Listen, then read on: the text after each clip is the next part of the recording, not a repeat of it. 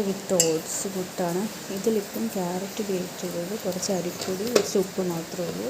പിന്നെ നമ്മൾ തേങ്ങ ഇടുന്നില്ല, തേങ്ങയ്ക്ക് പകരമാണ് ഇതിനകത്ത് കുറച്ച് ഓട്സ്, കുറച്ച് പാൽപ്പൊടി, കുറച്ച് ഉപ്പ് ഇത്ര ഇട്ടിട്ട് നമ്മൾ മിക്സാക്കി വെച്ചേക്കാണ്. വേണമെങ്കിൽ കുറച്ച് തേങ്ങ ഇടാവേ. ഇപ്പോൾ തേങ്ങ ഞങ്ങളിപ്പോൾ ഇവിടെ ഇടുന്നില്ല. ഇത് ചൂടുള്ളത് കൊണ്ടാണ് സ്പൂൺ കൊണ്ട് ഇളക്കുന്നത് കേട്ടോ. പുട്ടിനാവശ്യമായ രീതിയിൽ കുറച്ച് കുഴച്ചെടുക്കുക. ഇത് നമ്മൾ പുട്ടുകുടം വെച്ചിട്ടുണ്ട്. അപ്പം ഞാനിത് ശരിക്കും ഒന്ന് കുഴച്ചെടുത്തിട്ട് പാകമൊക്കെ ആക്കിയിട്ട് വരാം. നമ്മൾ ഏകദേശം മിക്സാക്കി വെച്ചിട്ടുണ്ട് പുട്ടിൻ്റെ പരുവത്തിൽ. പിന്നെ ഇതിലേക്ക് കുറച്ച് കുറച്ച് പാൽപ്പൊടി ഇടാം, ഒരു ഫ്ലേവറിന് വേണ്ടിയിട്ട്. പിന്നെ ഈ മിക്സിലേക്ക് അരിപ്പൊടി ഇട്ടിട്ടില്ല, ഒരു കുറച്ച് അരിപ്പൊടി. അപ്പോൾ നമുക്കൊരു ക്രിസ്പിനെസ് കിട്ടുള്ളൂ. അല്ലെങ്കിൽ ഓട്സായിട്ട് പാല് പോലെ വെറുതെ അങ്ങനെ ആയിപ്പോവും. ശരിക്കും മിക്സാക്കുക. ഒരു പരുവത്തിലാക്കുന്ന വരെ ഒരു അരിപ്പൊടി ഇട്ട് കൊടുക്കുക. നമ്മൾ ആദ്യം ഒരു ട്രൈ ചെയ്യുന്നതാണ്, ഇതെങ്ങനെ വരുമെന്ന് അറിയില്ല.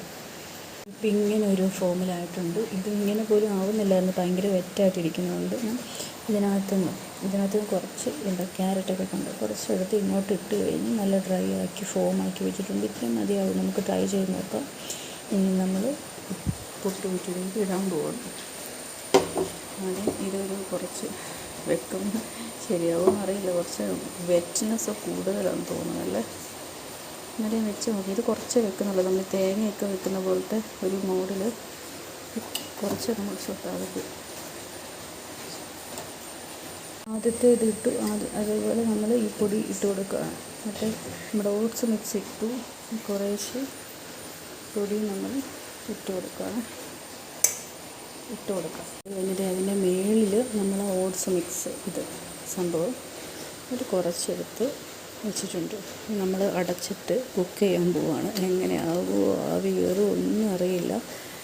ഞാൻ അപ്ഡേറ്റ്സ് തരാം കേട്ടോ. നമ്മളിത് പുട്ട് കഴിക്കാനുള്ള പാത്രവും പുട്ട് കഴിക്കാനുള്ള പഴവും ഒക്കെ സെറ്റാക്കി വെച്ചിട്ടുണ്ട്. പിന്നെ വേണമെങ്കിൽ ഒരു കാന്താരം കൂടെ വെക്കാം. പക്ഷെ പുട്ട് റെഡിയാകുമോ അറിയില്ല. ബാക്കി പൊടി ഇവിടെ ഇരിക്കുന്നുണ്ട്. ഇപ്പോൾ വെച്ചേക്കുന്ന കുറ്റി എടുത്തു കഴിഞ്ഞിട്ട് വേണം ബാക്കി പൊടി വെക്കാം. നോക്കാം.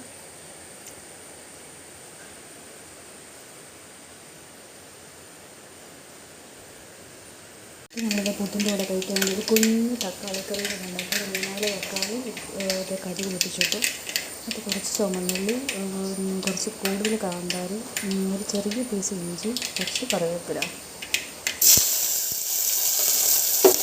സവോള ഇടേണ്ടവർക്ക് അത് ആവാതെ.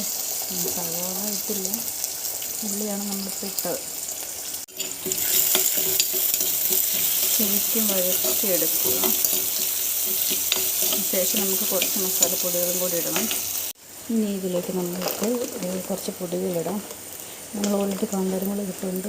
കുറച്ച് മുളക് പൊടി മതി. നമുക്ക് കുറച്ച് തക്കാളിയല്ലേ ഉള്ളൂ. പിന്നെ ഇത്രയും മല്ലിപ്പൊടി ഇടാണ്. പിന്നെ ഒരു പൊടിക്ക് മഞ്ഞൾപ്പൊടി. മഞ്ഞൾപ്പൊടി ശരിക്കും അത്ര വേണ്ട. പിന്നെ കുറച്ച് മീറ്റ് മസാല. എൻ്റെ ഫേവറേറ്റാണ്. നമ്മൾ വീട്ടിൽ തന്നെ ഉണ്ടാക്കി പൊടിച്ചെടുത്തതിൻ്റെ പ്രത്യേക ഫ്ലേവറാണ്. ഇതെല്ലാം കൂടി മിക്സാക്കി ശരിക്കും വഴറ്റിയെടുക്കുക. ഒരു കുറച്ച് ഉപ്പും കൂടി ഇടുക. ഉപ്പിടാൻ മറന്നുപോയി, ഓർത്ത്. ഏകദേശം നമ്മുടെ പൊടിയൊക്കെ ഒന്ന് പച്ചമണമൊക്കെ മാറി വന്നിട്ടുണ്ട്. നമുക്ക് തക്കാളി ഇടാൻ സമയമായിട്ടുണ്ട് കേട്ടോ. ഈ തക്കാളി ഇടാം. പിന്നെ സവാള ഇട്ടാണല്ലോ സാധാരണ നമ്മൾ തക്കാളിക്കറി ഉണ്ടാക്കുന്നത്. ഈ ചുമന്ന ഉള്ളി, ചെറിയ ഉള്ളി ഇട്ട് സവാള അവോയ്ഡ് ചെയ്തുണ്ടാക്കുമ്പോൾ ഭയങ്കര ടേസ്റ്റാണ് കഴിക്കാൻ. ട്രൈ ചെയ്ത് നോക്കണം കേട്ടോ.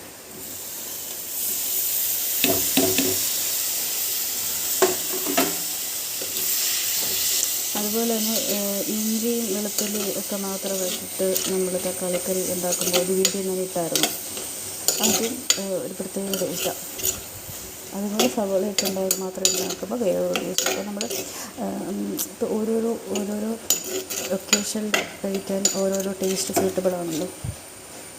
ഇഞ്ചിയും വെളുത്തുള്ളിയൊക്കെ മാത്രം ഇട്ടിട്ട് നമ്മൾ ചപ്പാത്തിയുടെ കൂടെ, പിന്നെ അങ്ങനെ ഇച്ചിരി മസാല കൂടുതൽ ഇഷ്ടമുള്ള കൂടുതലൊക്കെ ഫ്ലേവറൊക്കെ ഇഷ്ടമുള്ളവർക്ക് ഒക്കെ അത് ഭയങ്കര പൊളിയാണ്. ഈ സവോള ഇട്ട് കഴിയുമ്പോൾ കുറച്ച് മധുരിക്കും. അപ്പോൾ അതുകൊണ്ട് അത് വേറൊരു ഫ്ലേവർ. ചുമന്നുള്ളി ഇട്ട് കഴിയുമ്പോൾ കുറച്ചുകൂടി ഒരു ചട്നിയുടെയൊക്കെ ഒരു ഫീലിലേക്ക്, ഒരു ഭയങ്കര കുത്തുന്ന പോലത്തെ ഒരു ഫ്ലേവർ അങ്ങനെയൊക്കെ വരും. മധുരമില്ലല്ലോ, സവോള മധുരമാണല്ലോ. അപ്പോൾ ഇത് ശരിക്കും കുറച്ചുകൂടി വെള്ളം ഒഴിച്ചിട്ട് വേവിച്ചെടുക്കുക. നമ്മുടെ കറി സെറ്റാണ് കേട്ടോ. അടിപൊളി നമ്മുടെ പുട്ടിയുടെ സെറ്റായിട്ട് നല്ല carrot oats milk powder puttu ഇവിടെ സെറ്റായിട്ട് കയറുന്നുണ്ട്. ഞാൻ മൊത്തം കുത്തിയിടട്ടെ. അപ്പോൾ ഇതാണ് ഗൈസ് നമ്മുടെ ഓട്സ്, ക്യാരറ്റ്, അരിപ്പൊടി, മിൽക്ക് പൗഡർ എല്ലാം മിക്സ് ചെയ്തിട്ട് സ്പെഷ്യൽ പുട്ട് സക്സസ്. അപ്പോൾ പഴം കൂട്ടി തക്കാളിക്കറി കൂട്ടി കഴിക്കാം. ഞാൻ അടുത്ത കുറ്റി ഉണ്ടാക്കട്ടെ, എല്ലാവർക്കും വേണ്ട. അടുത്ത കുറ്റി പുട്ടൊക്കെ ഉണ്ടാക്കുന്നതിന് മുന്നേ ഉണ്ടല്ലോ, നമ്മൾ ആദ്യമേ ഇത് മിക്സാക്കിയിട്ട് ജീരകം ഇടാൻ മറന്നുപോയി. ഇത് നല്ല ജീരകമാണ്, ചെറിയ ജീരകം നന്നായിട്ട് വറുത്തിട്ട് ഇട്ടേക്കുന്നതാണ്, കുപ്പിയിലാക്കി വെച്ചേക്കുന്നതാണ്. അതിപ്പം ഒരു ഫ്ലേവറിന് വേണ്ടി അടുത്ത പുട്ടിലേക്ക് അതും ഇടുന്നുണ്ട്. ഇതിലേക്കും ഒരു കുറച്ച് ജീരകം. മൊത്തത്തിൽ നമ്മുടെ പരീക്ഷണം സക്സസ് ആയപ്പോൾ ഉള്ള ഒരു ഹാപ്പിനെസ്സാണ്. അത് കുറച്ച് ജീരകം നന്നായിട്ട് മിക്സ് ആക്കണം. പൊടിച്ചിട്ടില്ലെങ്കിൽ സൂപ്പറായിരുന്നു, ഇതിലേലും കുഴപ്പമൊന്നുമില്ല. നന്നായിട്ട് മിക്സ് ആക്കിയാൽ മതി, ഫ്ലേവറൊക്കെ അങ്ങ് ഇറങ്ങിക്കോളും. അപ്പോൾ അതേ നമ്മുടെ കറി ആയിട്ടുണ്ട് കേട്ടോ, നന്നായിട്ട് കുക്കായിട്ടുണ്ട്. പക്ഷേ എന്നാലും ഞാൻ കുറച്ചുകൂടെ വെള്ളം വറ്റിക്കുകയാണ്, അപ്പോഴാണ് കഴിക്കാൻ ടേസ്റ്റ്. കുറച്ചുകൂടെ നേരം വെച്ചിട്ട് വെള്ളം കുറച്ചുകൂടെ വറ്റിച്ച് നല്ല കുഴമ്പ് പരുവത്തിലാക്കിയിട്ടാണ് നമ്മൾ സെർവ് ചെയ്യാൻ പോകുന്നത്. അപ്പോൾ നിങ്ങളും ഇതൊക്കെ ട്രൈ ചെയ്ത് നോക്ക്. അപ്പോൾ നമ്മളിത് പുട്ട് കഴിക്കാൻ പോകുന്നു. പഴം, ഇത് തക്കാളിക്കറിയാണ്, ഇത് പുട്ട്, ഓട്സും ക്യാരറ്റും പാൽപ്പൊടിയൊക്കെ ഇട്ട് വെച്ച പുട്ട്, അരിപ്പൊടി കൊണ്ടാണ്. അപ്പോൾ നമ്മൾ കഴിക്കാം.